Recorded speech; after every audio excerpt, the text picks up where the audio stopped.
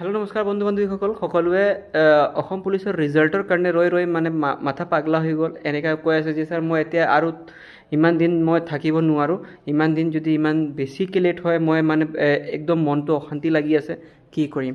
চ' আপোনালোকক এটা কথা কওঁ, BSF ফালৰ পৰা এটা বহুত ধুনীয়া ভেকেঞ্চি ওলাইছে। তাৰপিছত আপোনালোকৰ SSCৰ ভেকেঞ্চি ওলাইছে। আপুনি যদি অসম পুলিচৰ কাৰণে যদি আপুনি ছেপ্টেম্বৰলৈকে ৰখিব নোৱাৰে তেতিয়া আপোনালোকৰ কাৰণে একদম ইজি ৱে কৈ আছোঁ, আপুনি বেলেগ পৰীক্ষাৰ কাৰণে এপ্লাই কৰিব পাৰিব। যদি যোন এছপিৰেণ্ট অসমত থকা বিচাৰিছে, অসমতে থাকি কিনি নিজৰ চাকৰিটো কৰিব বিচাৰিছে, তেতিয়া আপুনি বাহিৰৰ মাথা নামাৰিব, ঠিক আছে। বাহিৰৰ মাথা নামাৰিব। যেনেকৈ আপোনালোকৰ যদি চেণ্ট্ৰেল চাকৰি লাগে তেতিয়া আপুনি SSCত যাওক, GDত যাওক। SSC 13 ফেজৰ পৰীক্ষা চলি আছে, এইবিলাকত NTPC ৰেলৱেজ আছে, বহুত পৰীক্ষা আছে।